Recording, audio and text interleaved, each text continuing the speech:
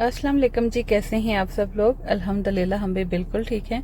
तो आज मैं आपको वो सारी चीज़ें दिखाती हूँ जो पाकिस्तान से मेरे लिए आई हुई हैं। बहुत दिन के बाद मैं व्लॉग शेयर कर रही हूँ क्योंकि मैं बहुत ज़्यादा मसरूफ़ हो गई थी और कोई टाइम ही नहीं मिल रहा था वॉइस ओवर करके व्लॉग अपलोड करने का। तो इसलिए ना बहुत दिन के बाद आज आपके साथ ये व्लॉग शेयर कर रही हूँ।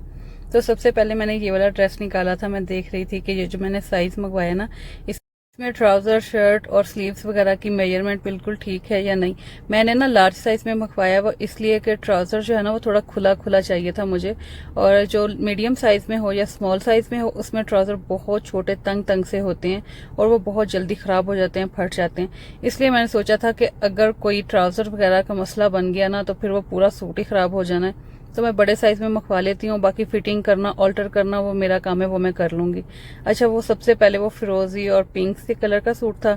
उसके बाद ये ब्लैक कलर का ड्रेस इतना खूबसूरत लगा था मुझे, सच्ची बस मुझे बहुत अच्छा लगा था।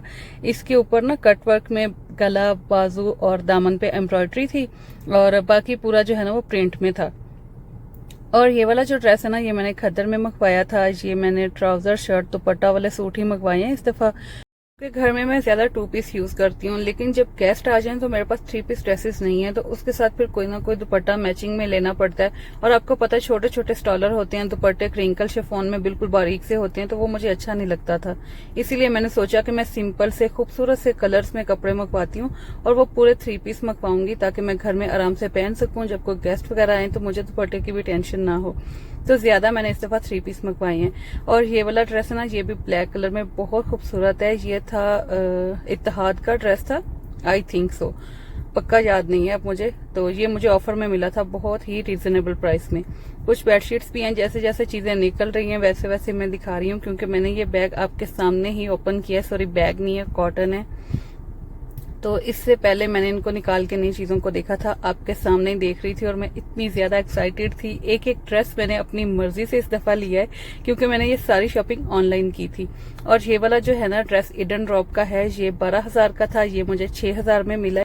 इसकी स्टोरी बड़े मजे की है। जैसी ऑफर्स लगी ना, हमने स्टॉक चेक किया ऑनलाइन और ये आउट ऑफ स्टॉक हो चुका था। जैसी ऑफर लगी है बिल्कुल स्टॉक खत्म हो चुका है इसका। और मुझे ये ड्रेस इतना पसंद आया था, मैं कह रही थी हर कीमत पे मैंने ये ड्रेस लेना और स्टिच में लेना है, अनस्टिच में नहीं लेना।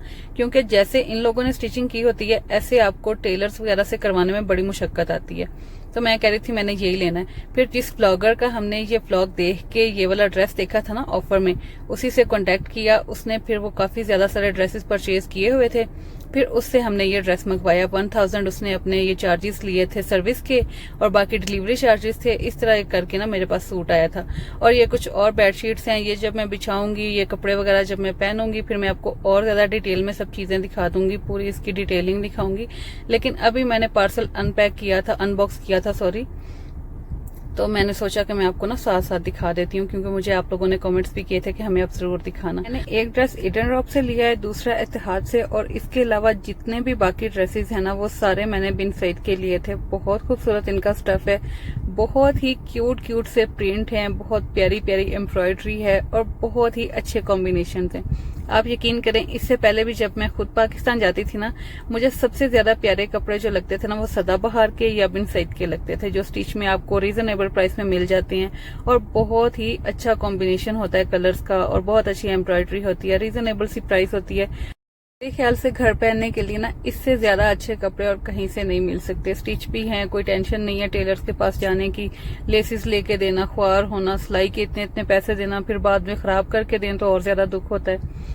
इसीलिए मैंने सोचा हुआ था जो भी कपड़े पाकिस्तान से अब मैं मंगवाऊंगी ना वो सब रेडी टू वेयर होंगे, क्योंकि मुझे यहाँ पे बिल्कुल टाइम नहीं मिलता। जब से फिलहाल स्कूल जाने लगा है ना, रूटीन मेरी बहुत ज्यादा टफ हो गई है, मेरे पास बिल्कुल टाइम नहीं होता कुछ भी करने का एक्स्ट्रा। तो इसलिए मैंने सोचा था कि चलो रेडीमेड कपड़े मंगवा लूंगी, अगर ऑल्टर करने पड़े तो वो तो 10 मिनट का काम है, मशीन रख के ऑल्टर कर सकती हूँ मैं। लेकिन यह है कि जब आपने सिलाई करने हो ना कपड़े तो उसके लिए प्रॉपर टाइम निकालना पड़ता है, श्रिंक करने पड़ती है, कटिंग करनी पड़ती है, फिर आपको प्रॉपर टाइम निकाल के उनको सिलाई करना पड़ता है। अभी मेरे 15-16 सूट पड़े हुए हैं जो ऐसे अनस्टिच हैं, और मुसना के मैंने इतने क्यूट क्यूट पीसेस लिए हुए थे ना, बड़े प्यारे प्यारे से, कि मैं अपनी बेटी को अच्छे अच्छे डिजाइन करके बना के दूंगी, लेकिन मेरे पास टाइम ही नहीं है अब। दूसरों के बच्चे स्कूल जाते थे ना, तो मेरी बात होनी, मैंने कहना कि चलो आ जाओ, चक्कर लगा लो, या कहीं शॉपिंग करते हैं, कहीं चलते हैं। तो उन लोगों ने ना कहना नहीं, बिल्कुल टाइम नहीं है, ये वो। तो मैंने कहना बस ये बहाने ही करते हैं। लेकिन अब जब अपने ऊपर ये टाइम गुजर रहा है ना, तो पता चलता है कि सही बात है, अब जिंदगी असल में मसरूफ हो गई है, अब बिल्कुल फुर्सत नहीं होती। और इसी वजह से मेरे व्लॉग्स भी इतने लेट हो जाते हैं। कभी कभी कोई एक्स्ट्रा मसरूफियत आ जाए ना, फिर मेरे से ना व्लॉग अपलोड किया जाता है टाइम पे, ना वॉइस ओवर की जाती है, कोई टाइम ही नहीं मिलता। तो इसलिए मैं ना बड़ी टेंशन ले लेती हूँ इस बात की कि मेरे व्लॉग टाइम पे नहीं जा रहे। और मैं आप लोगों को बहुत ज्यादा मिस भी करती हूँ। आप यकीन करें, मेरा भी दिल नहीं लगता जब तक मैं आप लोगों से बात ना कर लूं। मुझे भी अच्छा नहीं लगता। खैर जी, ये सारे कपड़े वगैरह थे। एक मैंने साड़ी के लिए अपनी लेस मंगवाई थी, छोटी छोटी 2-4 चीजें थी। और तो ये सब चीजें थी जो मैंने आपको अभी दिखा दी हैं। अभी इंशाल्लाह डिटेल में बाद में दिखा दूंगी, लेकिन अभी जैसे ही मैंने अनबॉक्स किया है बैग, तो मैंने कहा चलो मैं दिखा दूं। अच्छा, ये जो अचार की रेसिपी आप पूछ रहे थे ना कि अम्मी के अचार की रेसिपी आप हमें दें, तो आप यकीन करें, ये मुझे पक्का नहीं पता कि क्या क्या चीजें इसमें डलती हैं, लेकिन इतना पता है कि पूरी दुनिया में मेरी अम्मी के हाथ के जैसा अचार कोई और नहीं बना सकता। इतना अच्छा होता है ना कि पूरा साल भी पड़ा रहे तो ऐसे लगता है जैसे आज ही बिल्कुल फ्रेश अचार डाला है। कोशिश करूंगी फोन पे अम्मी से बात करके हर चीज पूरी क्वांटिटी में लिखूं, हर चीज का नाम लिखूं, ये चीज इतनी क्वांटिटी में डाली जाएगी, और फिर आपके साथ शेयर कर दूं। लेकिन जब भी मैं पाकिस्तान गई, इंशाल्लाह मैंने अपनी डायरी में इस रेसिपी को महफूज कर लेना है, और आपके साथ भी इंशाल्लाह शेयर जरूर करूंगी, ताकि जब भी आपका दिल करे अचार खाने का, तो आप इसी तरह अचार डाल के खाएं और आपको बहुत मजा आएगा। पूरा साल आपका अचार बहुत अच्छा रहेगा। तो खैर जी, अभी आज का व्लॉग इतना ही था। मैं यहाँ पे व्लॉग को एंड कर रही हूँ। अपना बहुत सारा ख्याल रखिएगा। मुझे बहुत दिनों के बाद आपके साथ बात करके बहुत अच्छा लगा। फिर मिलेंगे जी। अल्लाह हाफिज।